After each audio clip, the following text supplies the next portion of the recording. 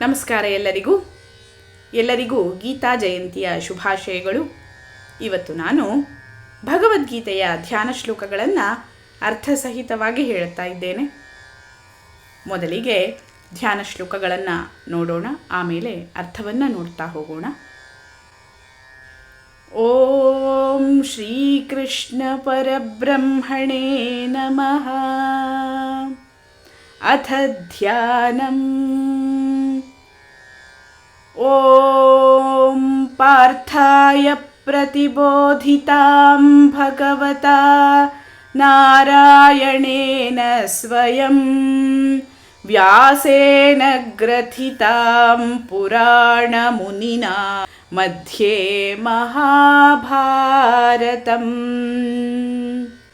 ಅದ್ವೈತಾಮೃತವರ್ಷಿಣೀಂ ಭಗವತೀಂ ಅಷ್ಟಾದಶಾಧ್ಯಾಯಿನೀಂ ಅಂಬ ತ್ವಾಮನುಸಂಧದಾಮಿ ಭಗವದ್ಗೀತೆ ಭವದ್ವೇಷಿಣೀಂ.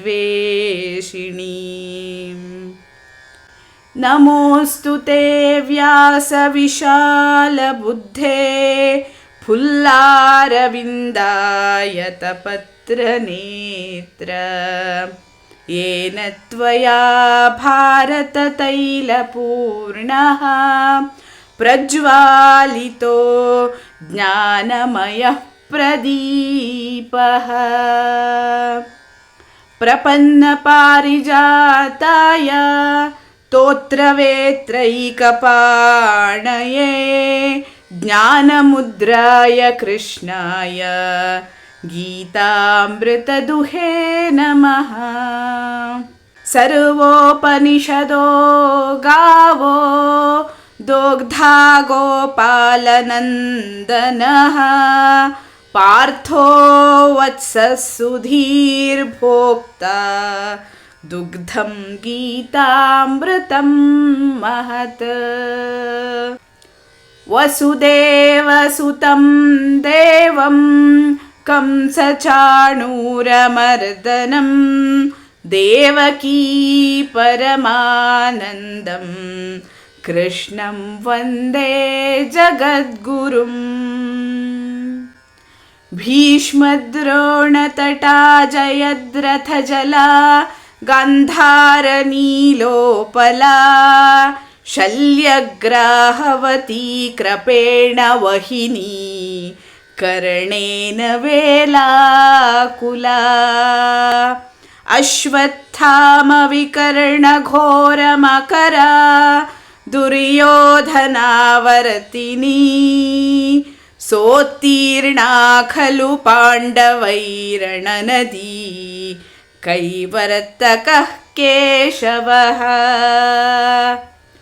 पाराशर्यवचः सरोजममलं गीतार्थगन्धोत्कटं नानाख्यानककेसरं हरिकथा सम्बोधनाबोधितं.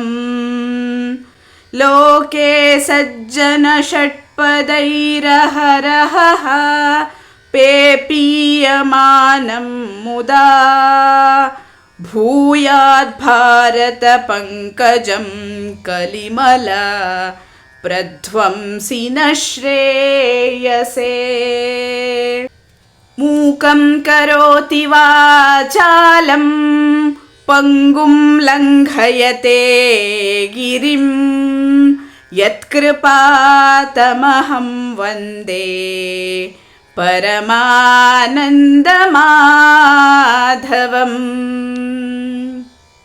यं ब्रह्मा वरुणेन्द्ररुद्रमरुतः स्तुन्वन्ति दिव्यैस्तवैः वेदैः साङ्गपदक्रमोपनिषदैः गायन्ति यं सामगाः. ध्यानावस्थिततद्गतेन मनसा पश्यन्ति यं योगिनो यस्यां तं न विदुः सुरासुरगणाः ದೇವಾಯ ತಸ್ಮೈ ನಮಃ. ಗೀತೆಯ ಧ್ಯಾನ ಶ್ಲೋಕಗಳ ಅರ್ಥವನ್ನು ನೋಡ್ತಾ ಹೋಗೋಣ.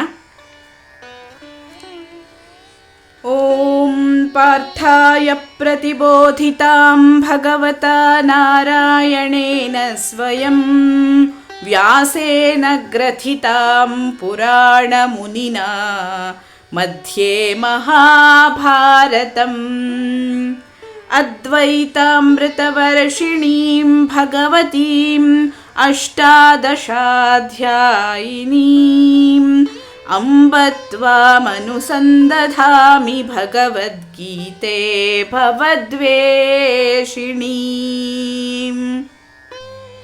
ಹೇ ಮಾತೆ ಭಗವದ್ಗೀತೆ, ನೀನು ಸ್ವತಃ ಭಗವಾನ್ ಕೃಷ್ಣನಿಂದ ಅಂದರೆ ಶ್ರೀಮನ್ನಾರಾಯಣನಿಂದ ಪಾರ್ಥನಿಗೆ ಬೋಧಿಸಲ್ಪಟ್ಟವಳು. ವೇದವ್ಯಾಸರಿಂದ ಮಹಾಭಾರತದ ಮಧ್ಯದಲ್ಲಿ ಸೇರಿಸಲ್ಪಟ್ಟವಳು. ಅದ್ವೈತಾಮೃತವನ್ನು ಸುರಿಸಿ ಭವಸಾಗರದ ಕರ್ಮಗಳನ್ನು ನಾಶಪಡಿಸುವವಳು ಆದಂತಹ ನೀನು 18 ಅಧ್ಯಾಯಗಳನ್ನು ಹೊಂದಿರುವವಳು. ಹೇ ತಾಯಿ, ನಿನ್ನನ್ನು ನಾನು ಧ್ಯಾನಿಸುತ್ತೇನೆ, ನಿನ್ನ ಅಧ್ಯಯನವನ್ನು ಮಾಡುತ್ತೇನೆ. ಈ ಶ್ಲೋಕದಲ್ಲಿ ವಿಶೇಷವಾಗಿ ಭಗವದ್ಗೀತೆಯ ಪರಿಚಯವನ್ನು ಸಂಕ್ಷೇಪವಾಗಿ ಮಾಡಲಾಗಿದೆ. ಮುಂದಿನ ಶ್ಲೋಕ. ನಮೋಸ್ತು ತೇ ವ್ಯಾಸ ವಿಶಾಲ ಬುದ್ಧೇ ಫುಲ್ಲಾರವಿಂದಾಯತ ಪತ್ರ ನೇತ್ರ ಯೇನ ತ್ವಯಾ ಭಾರತ ತೈಲಪೂರ್ಣಃ ಪ್ರಜ್ವಾಲಿತೋ ಜ್ಞಾನಮಯ ಪ್ರದೀಪಃ. ವಿಶಾಲ ಬುದ್ಧಿಯುಳ್ಳ, ಅರಳಿದ ಕಮಲ ದಳಗಳಂತೆ ಕಣ್ಣುಗಳುಳ್ಳ, ಭಾರತವೆಂಬ ತೈಲದಿಂದ ತುಂಬಿ ಜ್ಞಾನ ದೀಪವನ್ನು ಬೆಳಗಿದಂತಹ ಹೇ ವ್ಯಾಸದೇವರೇ, ನಿಮಗೆ ನಮಸ್ಕಾರವು. ಇಲ್ಲಿ ಮಹಾಭಾರತದ ಕರ್ತೃ ಶ್ರೀ ವೇದವ್ಯಾಸರನ್ನ ವಿಶೇಷವಾಗಿ ಸ್ಮರಿಸಿ ಅವರಿಗೆ ನಮಸ್ಕಾರವನ್ನ ಸಲ್ಲಿಸಲಾಗಿದೆ. ಪ್ರಪನ್ನ ಪಾರಿಜಾತಾಯ ತೋತ್ರವೇತ್ರೈಕಪಾಣಯೇ ಜ್ಞಾನಮುದ್ರಾಯ ಕೃಷ್ಣಾಯ ಗೀತಾಮೃತದುಹೇ ನಮಃ. ಶರಣಾದವರಿಗೆ, ಆಶ್ರಿತರಿಗೆ ಕಲ್ಪವೃಕ್ಷದಂತೆ ಬಯಸಿದ್ದನ್ನು ಕೊಡುವಂತಹ, ಒಂದು ಕೈಯಲ್ಲಿ ಚಾಟಿಯನ್ನು ಹಿಡಿದು ಇನ್ನೊಂದರಲ್ಲಿ ಜ್ಞಾನ ಮುದ್ರೆಯನ್ನು ಹೊಂದಿರುವಂತಹ, ಅಮೃತಕ್ಕೆ ಸಮವಾದಂತಹ ಭಗವದ್ಗೀತೆ ಎಂಬ ಹಾಲನ್ನು ಕರೆಯುತ್ತಿರುವಂತಹ, ಅಂದರೆ ಹಾಲನ್ನು ಹಿಂಡುತ್ತಿರುವಂತಹ ಶ್ರೀಕೃಷ್ಣನಿಗೆ ನಮಸ್ಕಾರವು. ಸರ್ವೋಪನಿಷದೋ ಗಾವೋ ದೋಗ್ಧಾ ಗೋಪಾಲನಂದನಃ ಪಾರ್ಥೋ ವತ್ಸಃ ಸುಧೀರ್ಭೋಕ್ತಾ ದುಗ್ಧಂ ಗೀತಾಮೃತಂ ಮಹತ್. ಎಲ್ಲ ಉಪನಿಷತ್ತುಗಳು ಗೋವುಗಳಾದರೆ ಶ್ರೀಕೃಷ್ಣನು ಅವುಗಳ ಹಾಲನ್ನ ಕರೆಯುವವನು, ಅಂದರೆ ಹಾಲನ್ನ ಹಿಂಡುವವನು. ಅರ್ಜುನನೇ ಕರು, ಮಹತ್ ಗೀತಾಮೃತವೇ ಹಾಲು. ಜ್ಞಾನಿಗಳು ಅಂದರೆ ವಿದ್ವಾಂಸರು ಅದನ್ನು ಕುಡಿಯುವವರು, ಪಾನ ಮಾಡುವವರು ಆಗಿದ್ದಾರೆ.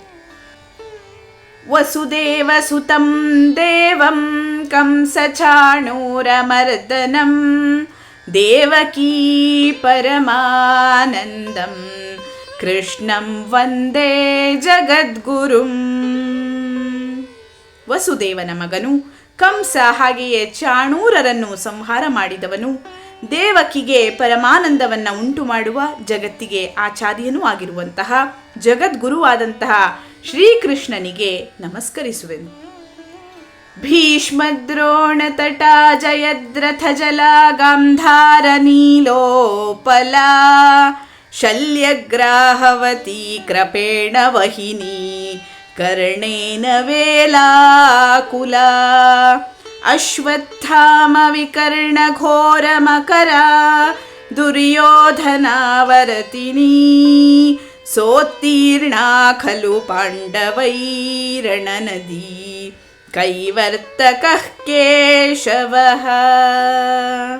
ಭೀಷ್ಮ, ಹಾಗೆಯೇ ದ್ರೋಣರೆಂಬ ತಟಗಳನ್ನು ಹೊಂದಿರುವಂತಹ, ಜಯದ್ರಥನೆಂಬ ಜಲವಿರುವ, ಗಾಂಧಾರನೆಂಬ ಕಲ್ಲಿರುವಂತಹ, ಶಲ್ಯನೆಂಬ ದೊಡ್ಡ ತಿಮಿಂಗಿಲ ಅಥವಾ ಮೀನಿರುವ, ಕೃಪನೆಂಬ ನೀರಿನ ಸೆಳವು ಅಥವಾ ರಭಸವನ್ನು ಹೊಂದಿರುವಂತಹ, ಕರ್ಣನೆಂಬ ಪ್ರಕ್ಷುಬ್ಧವಾದ ದೊಡ್ಡ ಅಲೆ ಇರುವ, ಅಶ್ವತ್ಥಾಮ ವಿಕರ್ಣರೆಂಬ ದೊಡ್ಡ ಮೊಸಳೆಗಳಿರುವಂತಹ, ದುರ್ಯೋಧನನೆಂಬ ದೊಡ್ಡ ಸುಳಿ ಇರುವ ಈ ರಣನದಿಯನ್ನು, ಈ ಕುರುಕ್ಷೇತ್ರ ಯುದ್ಧವೆಂಬಂತಹ ನದಿಯನ್ನು, ಅತ್ಯಂತ ಕಷ್ಟವಾದಂತಹ ನದಿಯನ್ನು ಪಾಂಡವರು ಶ್ರೀಕೃಷ್ಣನೆಂಬ ಅಂಬಿಗನ ಸಹಾಯದಿಂದ, ಆತನ ಕೃಪೆಯಿಂದ ದಾಟಿದರು ಅನ್ನುವಂಥದ್ದು ಈ ಶ್ಲೋಕದ ಅರ್ಥ. ಪಾರಾಶರ್ಯವಚಃ ಸರೋಜಮಮಲಂ ಗೀತಾರ್ಥಗಂಧೋತ್ಕಟಂ ನಾನಾಖ್ಯಾನಕಕೇಸರಂ ಹರಿಕಥಾ ಸಂಬೋಧನಾಬೋಧಿತಂ ಲೋಕೆ ಸಜ್ಜನ ಷಟ್ಪದೈರಹರಹ ಪೇಪೀಯಮಾನಂ ಮುದಾ ಭೂಯಾದ್ ಭಾರತ ಪಂಕಜಂ ಕಲಿಮಲ ಪ್ರಧ್ವಂಸಿನ ಶ್ರೇಯಸೇ.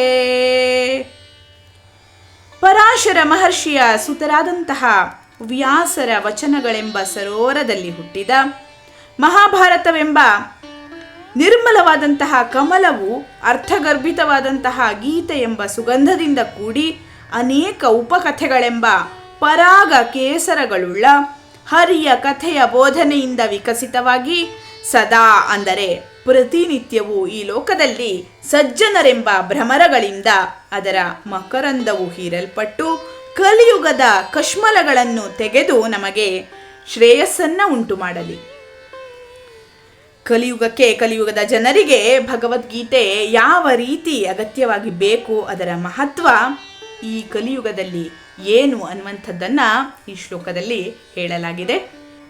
ಮೂಕಂ ಕರೋತಿ ವಾಚಾಲಂ ಪಂಗುಂ ಲಂಘಯತೆ ಗಿರಿಂ ಯತ್ಕೃಪಾತಮಹಂ ವಂದೇ ಪರಮಾನಂದ ಮಾಧವಂ.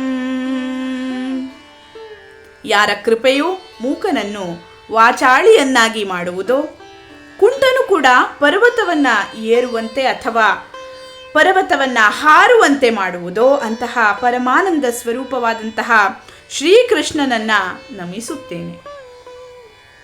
ಯಂ ಬ್ರಹ್ಮಾ ವರುಣೇಂದ್ರ ರುದ್ರ ಮರುತಃ ಸ್ತುನ್ವಂತಿ ದಿವ್ಯೈಸ್ತವೈಃ ವೇದೈಃ ಸಾಂಗಪದಕ್ರಮೋಪನಿಷದೈಃ ಗಾಯಂತಿ ಯಂ ಸಾಮಗಾಃ ಧ್ಯಾನಾವಸ್ಥಿತ ತದ್ಗತೇನ ಮನಸಾ ಪಶ್ಯಂತಿ ಯಂ ಯೋಗಿನೋ ಯಸ್ಯಾಂ ತಂ ನ ವಿದುಃ ಸುರಾಸುರಗಣಾಃ ದೇವಾಯ ತಸ್ಮೈ ನಮಃ. ಯಾರನ್ನು ಬ್ರಹ್ಮ ವರುಣ ಇಂದ್ರ ರುದ್ರ ಮರುದ್ಗಣಗಳು ದಿವ್ಯ ಸ್ತೋತ್ರಗಳಿಂದ ಸ್ತುತಿ ಮಾಡುವರೋ, ಯಾರನ್ನು ಮಂಗಳ ಸಾಮಗಾನದ ಗಾಯಕರು ಅಂಗಗಳಿಂದ ಪದಕ್ರಮ ಹಾಗೆಯೇ ಉಪನಿಷತ್ತುಗಳಿಂದ ಕೂಡಿದ ವೇದ ಮಂತ್ರಗಳಿಂದ ಕೀರ್ತನೆ ಮಾಡುವರೋ, ಯಾರನ್ನು ಯೋಗಿಗಳು ಧ್ಯಾನದ ಸ್ಥಿತಿಯಲ್ಲಿ ಶರಣಾಗತ ಮನಸ್ಸಿನಿಂದ ನಿಶ್ಚಲ ಮನಸ್ಸಿನಿಂದ ಕಾಣುವರೋ, ಯಾರ ಅಂತವನ್ನು ಸುರಾಸುರರು ತಿಳಿದಿಲ್ಲವೋ ಅಂತಹ ದೇವನಿಗೆ, ನಾರಾಯಣನಿಗೆ ನಮಸ್ಕಾರಗಳು. ಭಗವದ್ಗೀತೆಯ ಧ್ಯಾನ ಶ್ಲೋಕಗಳು ಹಾಗೆಯೇ ಅದರ ಅರ್ಥವನ್ನು ನಾವೆಲ್ಲ ನೋಡಿದ್ದೇವೆ. ಇಂತಹ ಪರಮ ಪವಿತ್ರವಾದ ಪರಮೋಚ್ಚ ಗ್ರಂಥವಾದಂತಹ ಭಗವದ್ಗೀತೆಯನ್ನು ನಾವೆಲ್ಲ ನಮ್ಮ ಜೀವನದಲ್ಲಿ ಅಳವಡಿಸಿಕೊಳ್ಳುವ ಅಂತ ಹೇಳುತ್ತಾ ಎಲ್ಲರಿಗೂ ಧನ್ಯವಾದಗಳು. ಲೋಕಾಃ ಸಮಸ್ತಾಃ ಸುಖಿನೋ ಭವಂತು.